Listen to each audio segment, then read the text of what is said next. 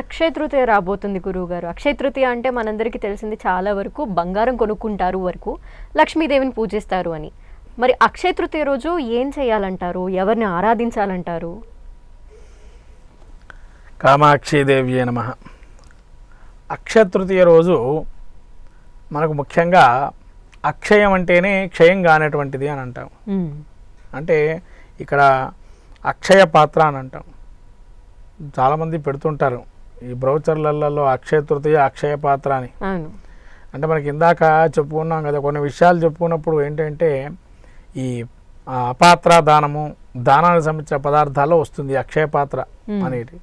అంటే ఏదైతే దానం చేస్తామో అది అక్షయం, మనం కూడా అసలు వెలకట్టలేం, దానికి వెలకట్టలేం. అంటేగానే మనకు ఈ కాలంలో మీరు చూస్తున్నారు నీళ్ళని దానం చేయడం కూడా వెలకట్టలేం, అది చెప్పలేము, ఎంత ఫలితం ఎంత ఉంటుందో కూడా చెప్పలేము. కానీ అశ్వమేధాది శతకృతులు యాగాలు చేసిన ఫలితం వస్తుందని మన పురాణాలు చెప్పబడింది. పురాణాలు ఏం చెప్పబడిందంటే, ఓ దానం చేస్తే కనుక మనం ఇప్పుడైతే చేయలేము, ఇప్పుడు అశ్వమేధ యాగం చేస్తామా చేయలేము. ఎందుకంటే రాముల కాలంలో చేశారు ఆయన. ఒక రాజ్యం నుంచి ఇంకో రాజ్యానికి గుర్రం వెళ్ళటం అట్లాంటి ఇప్పుడు మనం చేయలేము, అవన్నీ కూడా చేయలేము. ఇంకో రాజ్యాన్ని మనం తీసుకోవాలంటే అటువంటి ప్రయోగాలు చేసేవాళ్ళు, యాగాలు చేసేవాళ్ళు. ఇప్పుడు ఆ యాగాలు చేయలేము, మన దగ్గర అంత తాహతు లేదు. ఎందుకంటే బంగారాన్ని పెట్టుకోవటం దగ్గర పెట్టుకొని చేయాలి.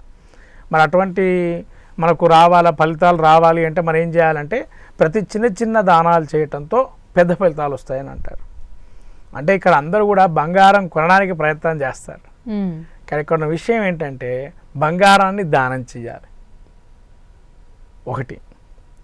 రెండోది ఏంటంటే బంగారం దానం చేయమంటే ఎవరి వల్ల కాదు. గ్రామ్ బంగారం ధర ఎక్కువగా ఉంటుంది ఇప్పుడు కాలంలో. ఒకప్పుడు కాలంలో బంగారం అంటే నార్మల్గా తక్కువలో ఉండేది ధనం. ఒక 25 ఏళ్ల క్రితం చూస్తే కనుక మీకు తక్కువ రేటే ఉన్నది. 3,000 4,000 తులం ఉండేది అప్పట్లో. అప్పట్లో ఇవ్వగల శక్తి అంటే అంతా కూడా అప్పటి కాలానికి అదే ఎక్కువ, ఇప్పుడు కాలం ఇది ఎక్కువ. కాబట్టి బంగారాన్ని దానం చేయమన్నారు. లేదా ఆ బంగారాన్ని మనం దానం చేయలేకపోతే ఇంకేమైనా చేయొచ్చా ఈ అక్షయ తృతీయ రోజు అంటే? అక్షయ పాత్రగా ఏదైనా పిసర బంగారం కొద్దిగా 1 గ్రాము కలిపినటువంటి ద్రవ్యం ఏదైనా కానీ దేనిలో అయినా వెండి దానిలో కానీ చేసిస్తే కూడా ఆ ఫలితం వస్తుందని అన్నారు.